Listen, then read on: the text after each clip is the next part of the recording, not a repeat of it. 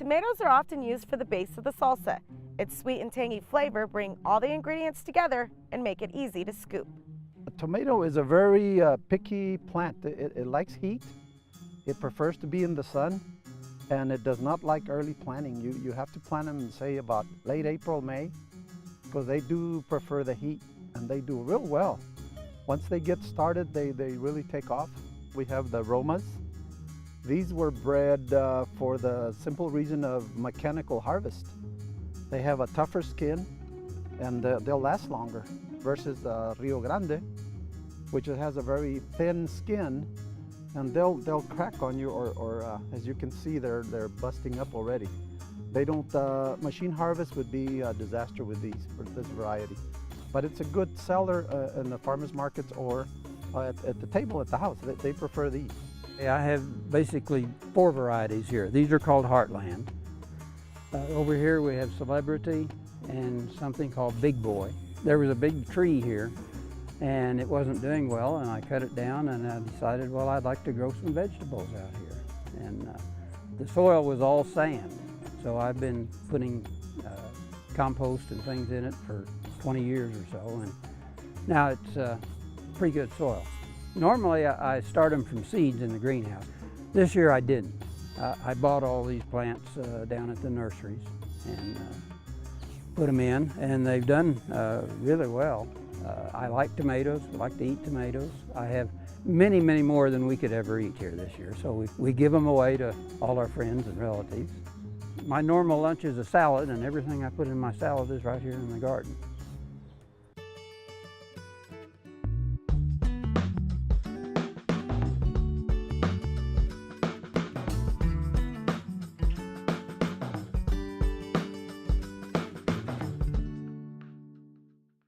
We're all familiar with the big brand name salsas, but there's an increasing demand for more specialty products, which sometimes can start as a great home recipe. My mother's always loved to cook, and we think that her recipe is a great recipe. It was my brother Ron Alvarado's idea to jar my mother's salsa. He liked my mom's cooking, and he lived up east, and there was no salsa up there. And so we'd have to ship some to him. He thought about making the salsa and selling it up there. And because I live in New Mexico, he wanted my help so that we can get it started using the chili here in New Mexico.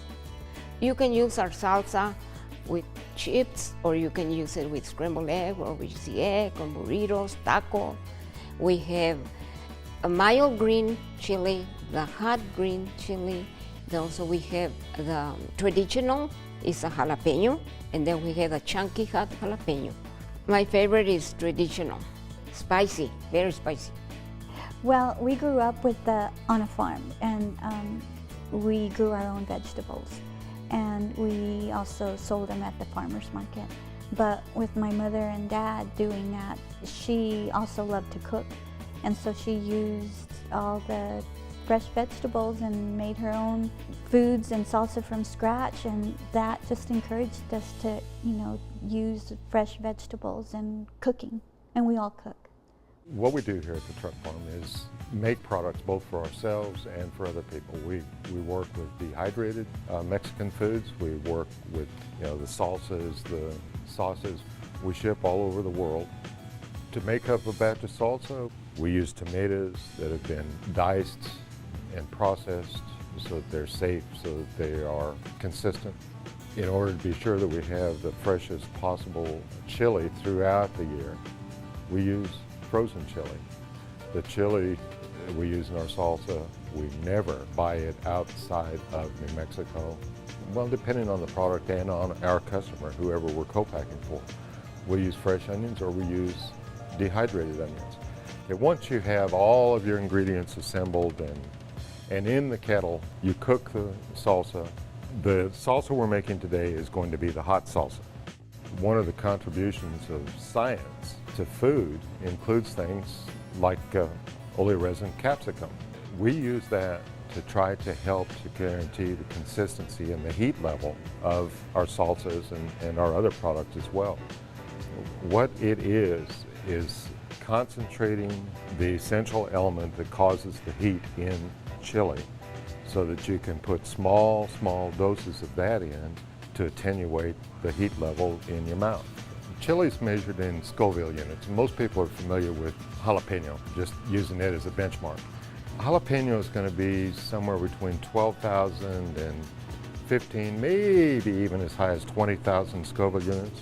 This stuff is certified at 1 million Scoville units. Once that's done, then we put it into the bottles,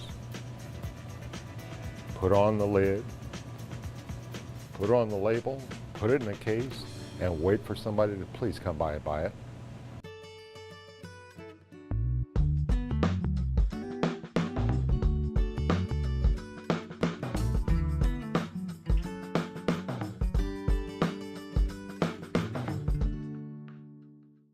A variety of salsas can be found conveniently at your local grocery store, but with just a few simple ingredients, you can make salsa right at home. Well, today we're going to make a tropical mango salsa. And we're going to start out with, of course, mangoes. We get the mango into the food processor here. Then we take the kiwi. We're going to put the kiwis in here as well. And we have onion, quarter it up. We also have jalapeno, and this will add some of the spice. We'll add the pineapple. And of course, holy jolokia sauce. And we don't put too much of this in, we just put a little tiny bit. The pepper itself is the boot jolokia, and it comes from Northeast India. And it has been rated according to the Scoville units as the hottest pepper in the world. And now we'll take this mixture and we'll blend it all together. So that takes care of the tropical mango salsa. Today we'll be making a triple chili salsa, and we'll be using a New Mexico 6-4 chili and a hot yellow pepper and some jalapeno. We're going to be using some onion. We also use a little bit of cilantro just for the taste, and we're going to be adding some tomatoes. I like to add 2 different kinds of varieties just to get a different flavor. So we'll go ahead and put this in the chopper and blend it all together. And I like to sprinkle the jalapenos right on top for color and extra texture. The salsa I'm going to make today is called pico de gallo, which is rooster speak, as translated to that. So the first thing I am going to do is chop up a tomato, and then next we'll add some of the red onion. And onion adds a lot of fiber, and people also don't know that onion has a lot of vitamin C in it. And then again, to give it the chili taste, these are our jalapenos, which are really popular in the Southwest. So we just add that. And then we're going to cut up some cilantro. And then we use lime. So this is a good way to use your fresh tomatoes in the summer to make this for your family and eat it with chips, or you can put it on fish or other meat dishes that you have.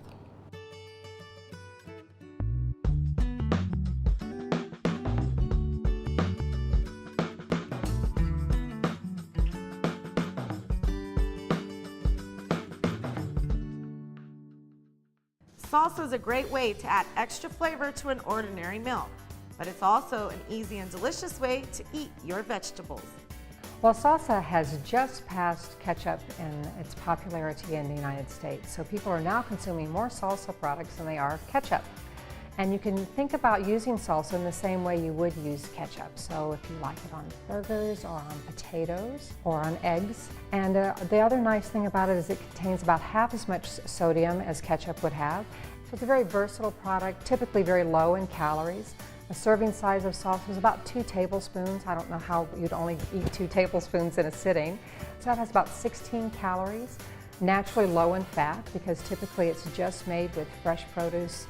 And so you can add any number of vegetables and fruits to this product. The salsa made traditionally with tomatoes and peppers and onion is also a great source of beta-carotene and lycopene. It's also another phytochemical that can help with eyesight and lots of different properties that they're just now beginning to discover. Salsa comes in many varieties and complements many different foods. Some people can even say that it's addicting. But however you like to eat it, salsa is guaranteed to pack a lot of flavor. I'm a traditional salsa eater with chips and lots of salsa on it. So again, I don't understand how anyone could eat just 2 tablespoons, but chips and salsa are definitely my favorite. as you travel around too, you'll see restaurants all have their own personal signature salsa usually. Sometimes you'll see a lot of cilantro maybe added to it, or no cilantro, or other kinds of spices. I actually had one recently where they put cinnamon in. It's a little different, and I think it's an acquired taste, but to some folks they thought that was very, very tasty with cinnamon in their salsa. I think from where we come from, it's a part of the culture. You know, you sit around a table. It's a conversation starter. Everybody sits around, starts eating the chips and the salsa, and you start laughing and joking. But it's part of the festive atmosphere, and I think it's in our culture along the border. It's a way of bringing people together. It's really spicy. This one is also extremely spicy. Needs more chili.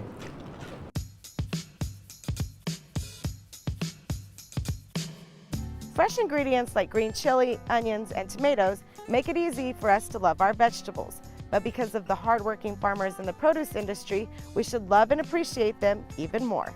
Well, there is a lot of hard work goes into vegetable production and all farming. It's a lot of hard work, and it can be a lot of heartache. We put a lot of money out there and risk it, and we lose it sometimes due to weather events or infestation of bugs and disease sometimes. So we're risking a lot, but what I would tell the public and most consumers, that all the farmers that I know, and I think all the farmers everywhere, really try to provide a high quality, safe product for people to eat. From the field to retailers, restaurants, and home kitchens, salsa is a spicy adventure that we can all enjoy. Field Trip was made possible by the Cooperative Extension Service at New Mexico State University and by contributions from viewers like you. Thank you.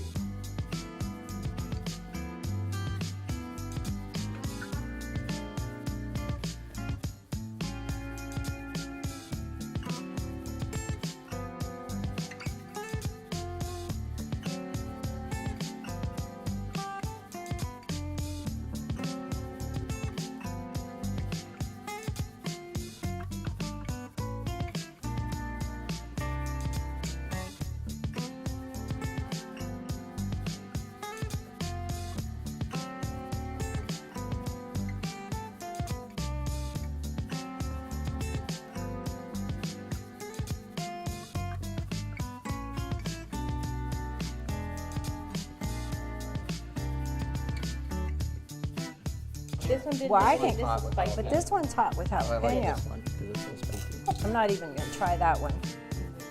That one's not that sweet. That one's not too spicy.